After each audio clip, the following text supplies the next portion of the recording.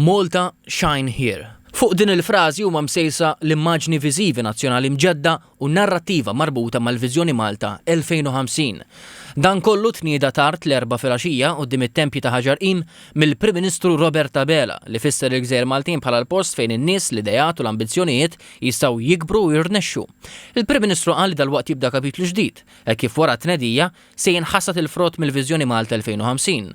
Qal waqt li kienet qed tinbena din l-istess viżjoni inħass il-bżonn li Malta jkollha immaġni ġodda u distinta. Qal li f'dinja dejjem aktar kompetittiva li jkollok immaġni b'saħħithom li wieħed jista' jorbot ma' pajjiż m'għadux lussu imma bżonn. Qal li sal-lum Malta ġiet irrappreżentata permezz ta' diversi narrattivi settorjali fit-turiżmu, l-investiment, il-kultura, l-innovazzjoni u l-kummerċ.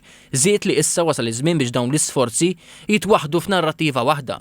Għaldaqstant qal li din l-istorja Maltija ġdida sar tippermetti vuċi waħda konsistenti u konvinċenti biex Malta jsir il-post li wieħed iżur, jistudja, jaħdem, jinvesti u jgħix.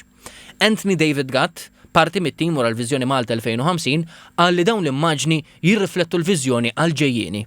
Se nkun qegħdin ngħidu lid-dinja, lir-reġjun ta' madwarna ma' lid-dinja, illi Malta reġgħet qiegħda fuq ix-xena u wieħed għandu jħares lejn pajjiżna. Għandu jħares lejn pajjiżna għaliex għandu pjan, għaliex wara illi solidifika il-bażi ekonomika tiegħu, issa lesta biex iħares lejn il-kwalità fuq il-kwantità. Il-Ministru għall-Ekonomija, l-Intrapriża u Proġetti Strateġiċi Silvio Xkembri qal li l-frażi Malta Shine Here toħroġ mill-fatt li Malta hija laboratorju tal-idejat. Dan huwa l-messaġġ li rridu nagħtu liż-żgħażagħ tagħna biex ma jiddejqux joħolqu għaliex għandhom gvern, għandhom pajjiż li jissapportja l-ħolm tagħhom li jsiru realtà.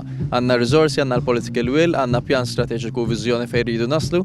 Il-kap tas-Segretarjat fl-Uffiċċju tal-Prim Ministru, il-Kurunell Mark Dalli, spjega kif il-Viżjoni Malta 2050 hija msejsa fuq 4 pilastri: it-tkabbir ekonomiku sostenibbli, servizzi aċċessibbli u li jqiegħdu liċ-ċittadin fiċ-ċentru, pajjiż reżiljenti u sistema ta' edukazzjoni moderna flimkien ma' l-użu intelligenti tal-art u l-baħar.